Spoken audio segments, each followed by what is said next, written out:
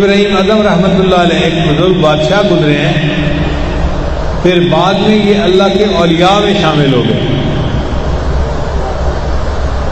ہوا کیا کہ تھے تو بادشاہ، مگر دل میں یہ چاہت تھی کہ میں اللہ کا پسندیدہ بندہ بن جاؤں، مجھے اللہ مل جائے۔ ایک رات اپنے کمرے میں سوئے ہوئے تھے، ان کو یوں لگا جیسے چھت کے اوپر کوئی چل رہا ہے۔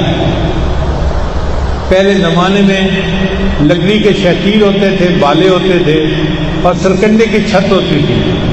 ان چھتوں پہ جب کوئی چلتا تھا نا تو نیچے سونے والے کو اس کے قدموں کی آواز سنائی دیتی تھی، پتہ چلتا تھا کہ چھت کے اوپر کوئی چل رہا ہے۔ آج کل تو کنکریٹ کی چھتیں ہوتی ہیں، پتہ نہیں چلتا اوپر کیا ہو رہا ہے کیا نہیں ہو رہا۔ تو ان کو جب آواز آئی کوئی چلنے کی تو یہ کمرے سے باہر نکلے اور انہوں نے آواز لگائی، کون ہے جو میرے مکان کی چھت پہ چل رہا ہے؟ تو آواز آئی کہ میں تمہارا دوست ہوں۔ پوچھا رات کے وقت کیا کر رہے ہو؟ اس نے کہا اپنا اونٹ تلاش کر رہا ہوں۔ تو ابراہیم اعظم بڑے حیران ہوئے، بادشاہ کے محل کی چھت پر رات کے وقت اونٹ ڈھونڈتے پھرتے ہو؟ اس نے کہا یہ اتنے تعجب والی بات نہیں ہے، جتنے تعجب والی بات یہ ہے کہ تم شاہی کی زندگی گزار رہے ہو اور اسی دنیا میں رہتے ہوئے تم اللہ کو ڈھونڈتے پھر رہے ہو۔ اوپر جا کے دیکھا تو کوئی تھا نہیں۔ اللہ نے تو ان کی زندگی بدلنی تھی نا، تو دل پہ ان کے چوٹ پڑی کہ مجھے اگر اللہ کو پانا ہے تو اپنی زندگی کو بدلنا پڑے گا۔ پھر ایک اور واقعہ پیش آیا۔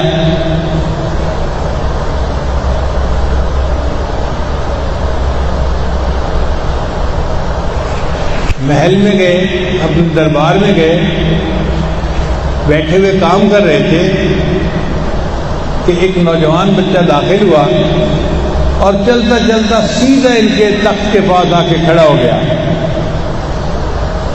انہوں نے اس سے کہا کہ تمہیں پتہ نہیں تم کہاں آئے ہو؟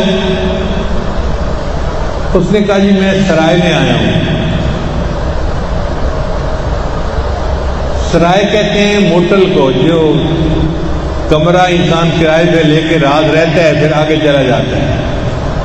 ان کہیں یہ میرا محل ہے، تم اسے موٹل کہہ رہے ہو؟ اس نے کہا بادشاہ سلامت، آپ سے پہلے یہاں کون تھا؟ کہ میرے دادا تھے۔ پھر ان کے بعد کون تھا؟ میرے والد تھے۔ پھر اس کے بعد کون؟ اب میں ہوں۔ جب آپ چلے جائیں گے پھر کون ہوگا؟ میری اولاد ہوگی۔ اس نے کہا سرائے اسی کو تو کہتے ہیں، موٹل اسی کو تو کہتے ہیں۔ ایک آتا ہے اپنی باری گزارتا ہے چلا جاتا ہے، پھر دوسرا آتا ہے، پھر تیسرا آتا ہے۔ اب تمہاری باری ہے، تم اس محل میں رہ رہے ہو، ایک وقت آئے گا کہ تم بھی چلے جاؤ گے۔ تو رات کے واقعے سے دل کے اوپر اثر تو پہلے ہی تھا، اس واقعے نے اور چوٹ لگا دی۔ تو سوچا کہ مجھے اپنی زندگی کو اللہ کے لیے بدلنا پڑے گا۔ جلدی جلدی دفتر بند کیا اور گھر آ گئے۔ اللہ کی شان دیکھیں، ان کے گھر میں خادمائیں تھیں جو گھر کے کام کرتی تھیں۔ ایک خادمہ ان کے کمرے کی صفائی کرتی تھی اور ان کا بستر بناتی تھی۔ اس زمانے میں پرفیوم نہیں ہوتے تھے، تو بادشاہ کے بستر پر دائیں طرف اور بائیں طرف پھولوں کی پتیاں رکھ دی جاتی تھیں، جیسے گلاب کے پھولوں کی پتیاں یا کسی اور پھول کی پتی۔ اس کو پھر پھولوں کی سیج کہتے تھے، تاکہ بادشاہ ادھر کروٹ لے تو خوشبو آئے اور ادھر کروٹ لے تو خوشبو آئے۔ اب وہ جو کام کرنے والی لڑکی تھی اس نے بادشاہ کے بستر کی چادریں نہیں بدلی، اوپر پھولوں کی پتیاں بچھائیں۔ اس کے ذہن میں خیال آیا کہ میں نے بیڈ بنا تو دیا ہے، یہ بیڈ لگتا کیسے ہے، ذرا دیکھوں تو صحیح۔ چنانچہ وہ اس کے اوپر لیٹی چیک کرنے کے لیے، تھکی ہوئی تھی کام کر کر کے، جیسے ہی لیٹی اس کو فوراً نیند آ گئی۔ اب ابراہیم اعظم جب اپنے کمرے میں آئے تو انہوں نے دیکھا کہ ان کے بستر کے اوپر ایک نوکرانی سوئی ہوئی ہے، تو بڑا غصہ آیا، اس نوکرانی کی جرت، یہ میرے بستر پہ لیٹے۔ انہوں نے اس کے بال کھینچے اور اس کو اٹھایا اور 2 تھپڑ لگائے۔ وہ لڑکی رونے لگ گئی مگر فوراً چپ ہو گئی۔ انہوں نے پوچھا بتاؤ تم روئی کیوں اور جلدی چپ کیوں ہو گئی؟ اس نے کہا جی روئی تو اس لیے کہ آپ نے تھپڑ لگایا، مجھے تکلیف ہوئی۔ پھر جلدی چپ کیوں ہو گئی؟ اس نے کہا بادشاہ سلامت، میرے ذہن میں خیال ہی آ گیا تھا کہ میں اس بستر کے اوپر 5-7 منٹ لیٹی ہوں اور اس کی مجھے اتنی سزا ملی ہے۔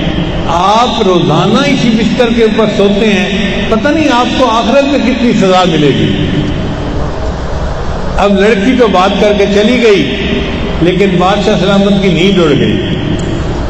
سوچتے رہے میں دنیا کی نعمتوں میں پل رہا ہوں، مجھے حساب تو دینا ہی پڑے گا۔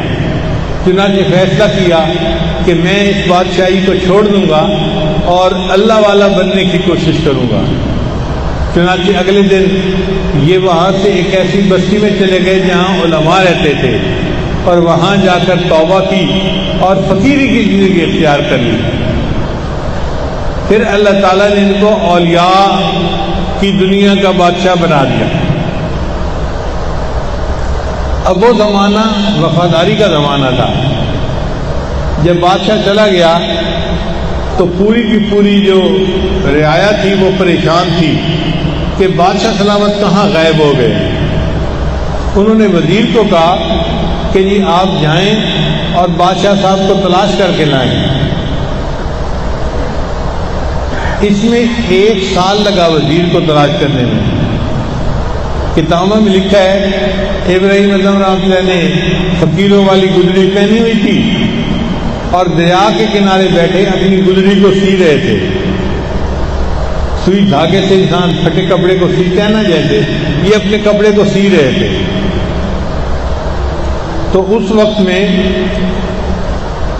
وزیر ان کے پاس آیا اور اس نے آ کے کہا کہ بادشاہ سلامت آپ تو ملک چھوڑ کے آ گئے، لوگ ابھی بھی آپ کو یاد کرتے ہیں اور انہوں نے مجھے کہا ہے کہ جاؤ بادشاہ کو ڈھونڈ کے لاؤ، آپ پلیز میرے ساتھ چلیں اور بلخ کی بادشاہی سنبھالیں۔ تو ابراہیم اعظم رحمۃ اللہ نے اس کی بات سنی تو وہ جو ہاتھ میں سوئی تھی نا وہ دریا کے اندر ڈال دی۔ اب سوئی دریا کے اندر ڈالی تو وزیر حیران کہ یہ کیا معاملہ ہے۔ پھر تھوڑی دیر بعد ابراہیم اعظم رحمۃ اللہ علیہ نے مچھلیوں کو حکم دیا مچھلیوں میری سوئی مجھے واپس کرو۔ چنانچہ ایک مچھلی کے منہ میں وہ سوئی تھی، وہ پانی کی سطح پر آئی اور اس نے وہ سوئی ابراہیم اعظم کو پکڑا دی۔ تو ابراہیم اعظم نے اپنے وزیر سے کہا مجھے یہ بتاؤ وہ بادشاہی دنیا کی اچھی تھی یا یہ بادشاہی دنیا کی؟ تو اللہ تعالیٰ اس فقیری میں بھی بندے کو روحانی دنیا کی بادشاہی عطا فرما دیتے ہیں، لیکن جو اس کے لیے محنت کرتا ہے وہ اسے پا لیتا ہے۔